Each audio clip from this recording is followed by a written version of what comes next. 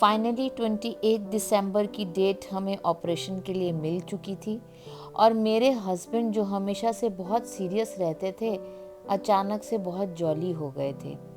27 दिसंबर को मेरे husband Tata memorial hospital में एडमिट हो चुके थे।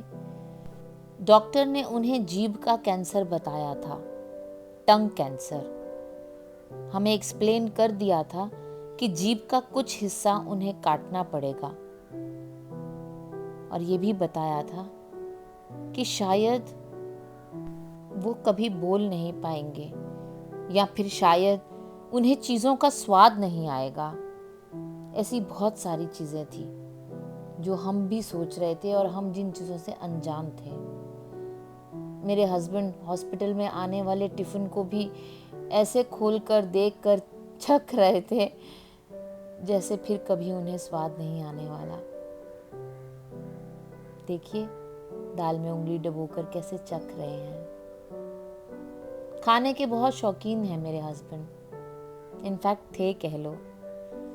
बनाने का भी उन्हें बहुत शौक था। नई से नई चीज़ वो सबको बना के खिलाते थे। कभी घर में गेस्ट आ जाएं तो उन्हें बहुत शौक होता था कि मैं कुछ बनाकर खिलाऊं, मतलब कि वो कुछ बनाकर खिलाएं।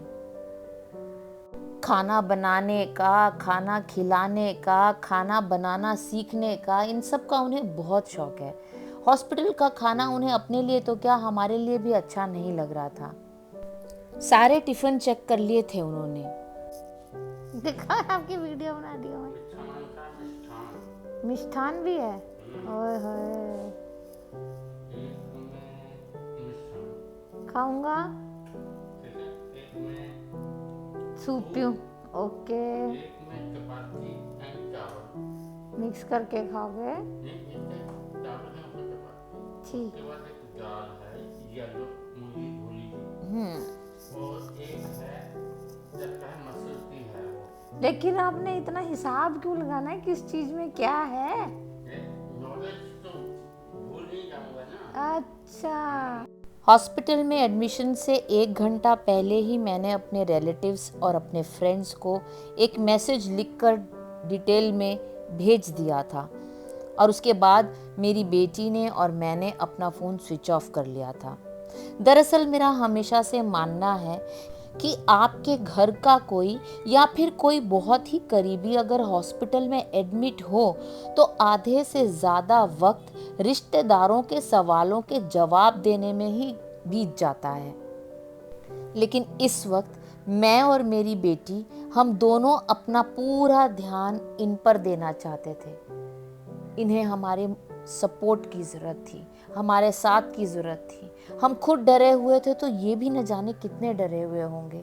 ये सब जो हल्की फुल्की बातें करके ये हमारा मन बहला रहे थे वो सिर्फ इसलिए कि वो बताना चाह रहे थे कि मैं डरा हुआ नहीं हूँ, तुम भी मत डरो, सब ठीक हो जाएगा।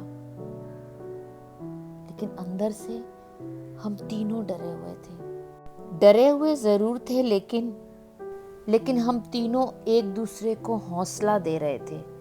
बिल्कुल ऐसे बात कर रहे थे जैसे कुछ हुआ ही नहीं है और अब हमें नॉर्मल रहना है, इससे भी हम निकल आएंगे। एक दूसरे से हम यही कह रहे थे कि बस कुछ ही दिन की बात तो है।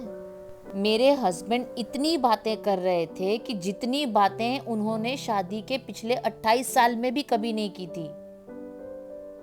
आपको यहाँ टीवी मिला है तो आप न्यूज़ क्यों नहीं देख रहे अपनी आज? देखो तो बहुत देर पहले आप लोगों ने इसे भटका दिया था। बैठा इन चैनल वालों ने बता दी न्यूज़ मोदी कोई कुछ नहीं। अब देखो बनाने लगे फिर हमने कहा मैंने आगे तुम देखो। ज़्यादा बेवकूफ़ नहीं बनना। घूम फिर तो आप बाद में भी सकोगे।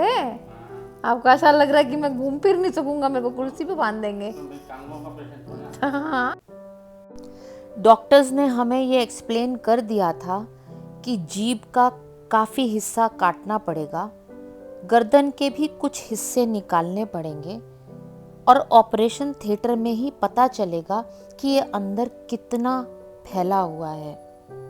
साथ ही ये भी बताया था कि अगर जीभ की रिकंस्ट्रक्शन वो करते हैं तो उन्हें टांग से और बाजू से मांस का कुछ हिस्सा लेना होगा, जिससे कि उन्हें बोलने में या खाने में कम दिक्कत आए।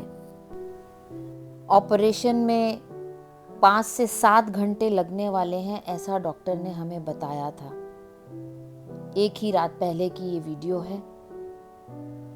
हम बहुत घबराए हुए थे, लेकिन एक दूसरे को हौसला दे रहे थे।